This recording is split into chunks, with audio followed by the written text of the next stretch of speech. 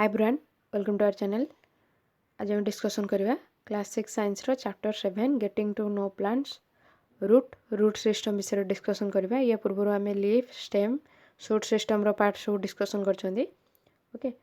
या पूर्व previous class रे आम लीफ डिस्कसन करथिले। तमे या प्रीवियस वीडियो सब वीडियो रो डिस्क्रिप्शन किंबा प्लेलिस्ट रो चैनल रो प्लेलिस्ट किंबा ए वीडियो रो आई बटन ले देख परबो। ओके, आम स्टेम लीफ रे देखिथिले। लीफ रे पेटियोल आम क्या कहते the part of the leaf which is connected to the stem सहित जो पार्टा कनेक्ट होता ताको आम पेटियोल कहते। Okay, the broad green part the whole green part is known as lamina. Okay, and veins mid रे आम कहते लीफ रो the prominent line. Okay, this line is called as the midrib. Okay, मध्य सिरा जोटा कहते आम and the lines. Okay, these are the veins. Okay, veins are the lines which are arranged either in net like structure or parallel structure. Okay, there are veins in the leaf. The veins, when the veins are arranged in net like structure,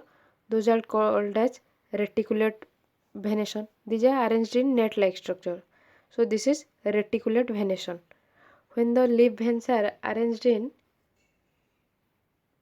veins are parallel to each other. Okay, when the veins are parallel to each other, that is called as parallel venation. एमती देखिले and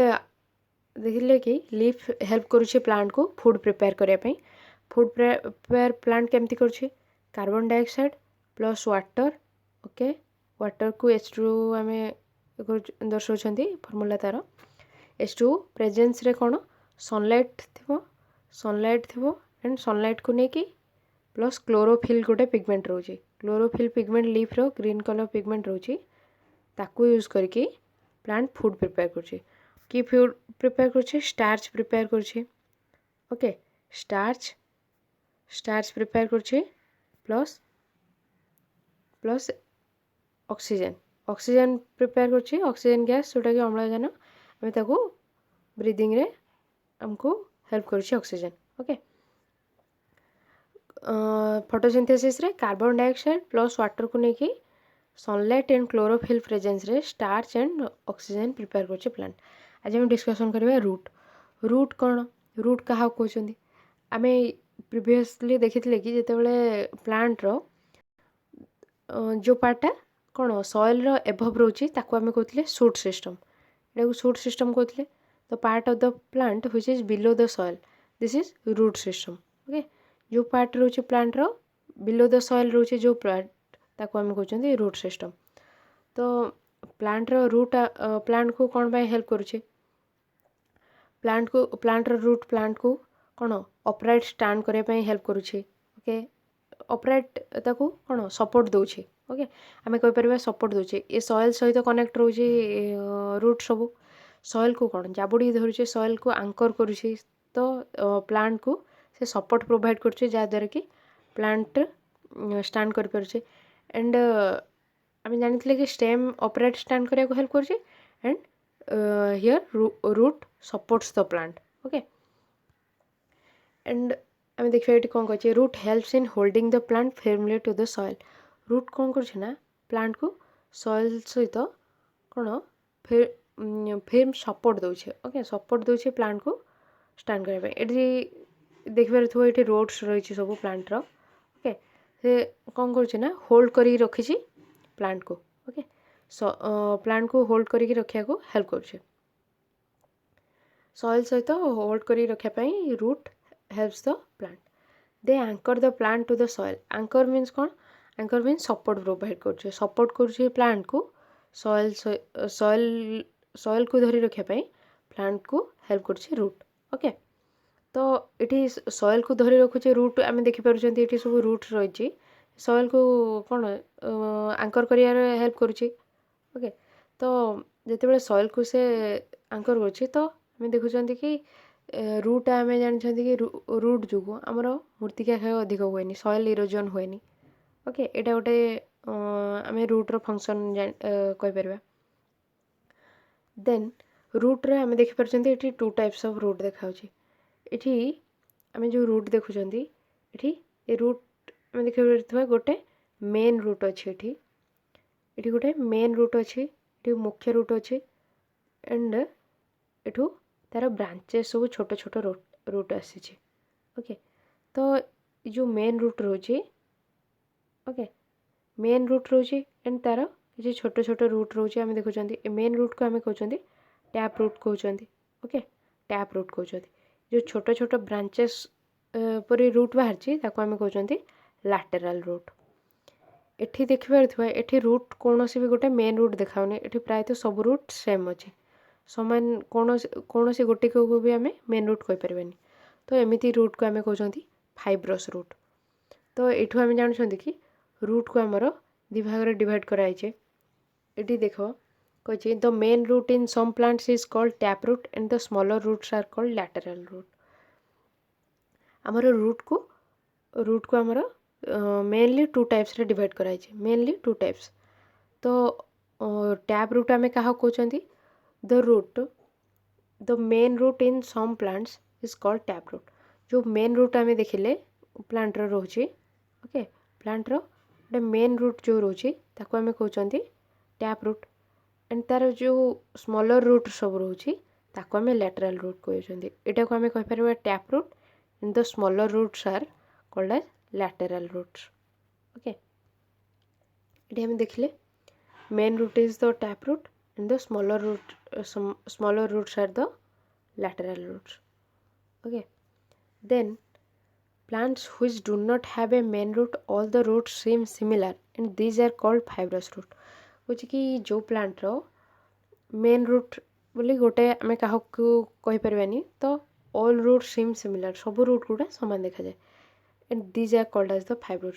fibrous root सेमिति root को आमे fibrous root कहबा इठी देखि परबा कि इठी कोनोसी भी रूट को गोटे आमे मेन रूट कहबानी इठी प्रायतः सब रूट हमको सिमिलर देखाउची तो एटा को आमे कहउचंती फाइब्रस रूट कहउचंती इठी देखि परथबो ए रूट मानकर फाइब्रस रूट रो तार लीफ रो स्ट्रक्चर केमती अछि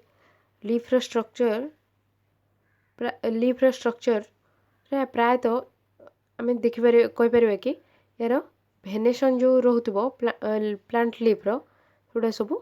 parallel venation रहउतबो okay parallel to each other the veins are parallel to each other एठी लीफ रे आमे देखि परथबा टैप रूट रे तार लीफ रो veins गुडा जेमती reticulate structure reticulate means net like okay net like actually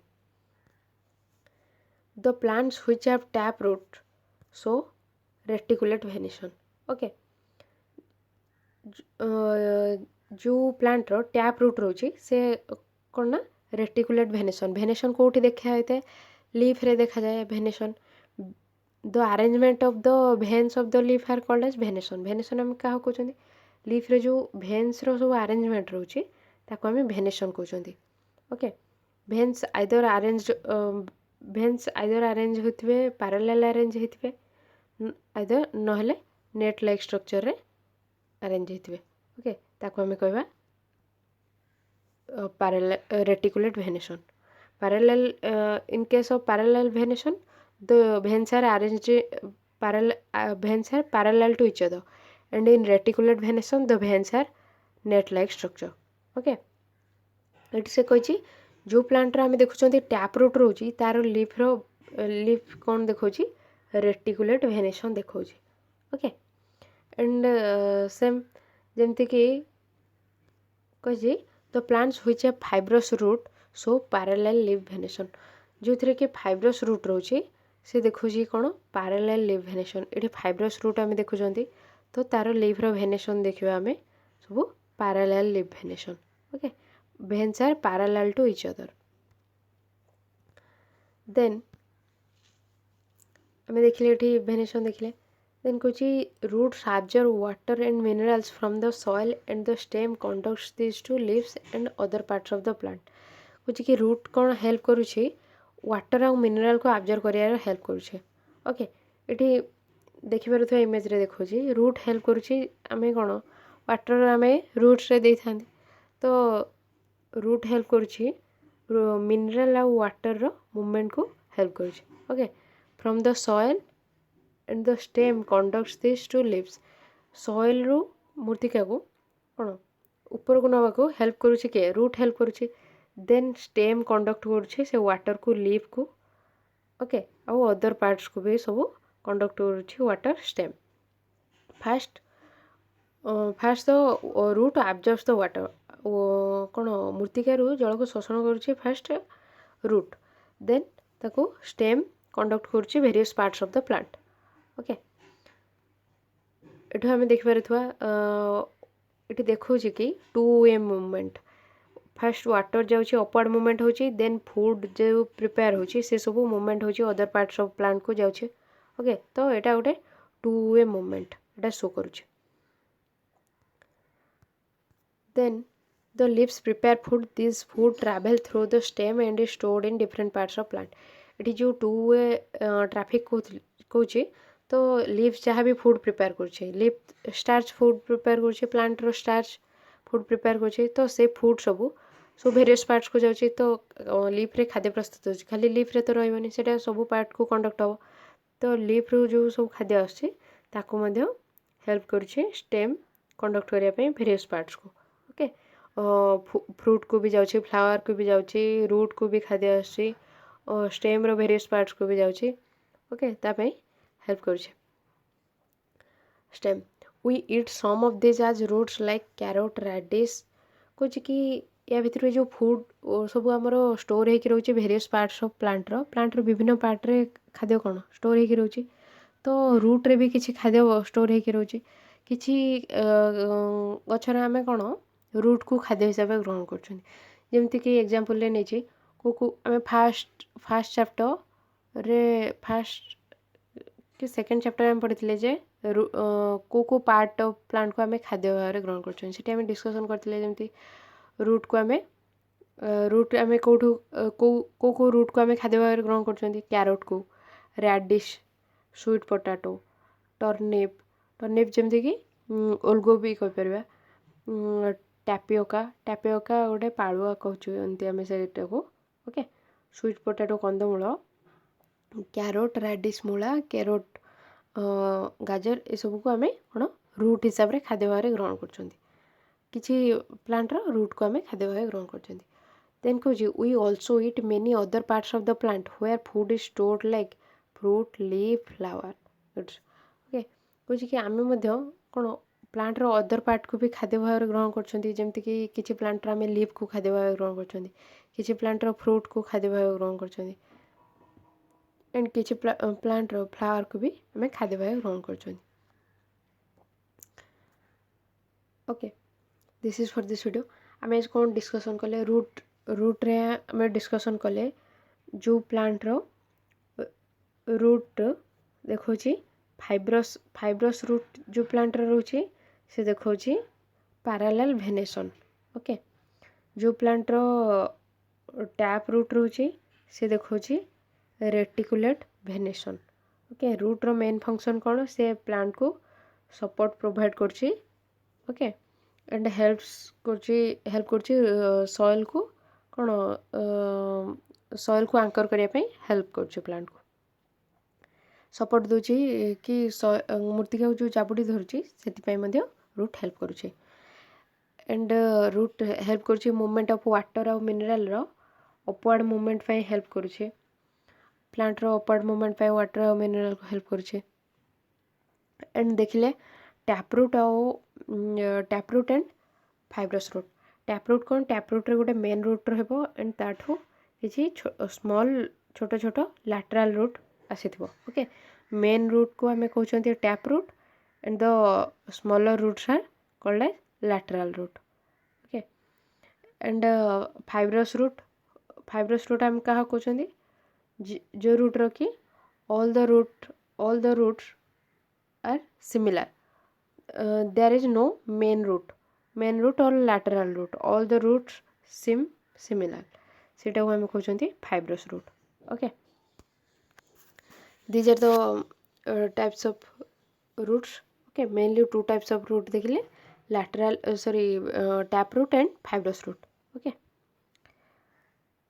this is for this video. If you find this video helpful, please like the video, share the video and subscribe to the channel. Thank you. Thanks for listening.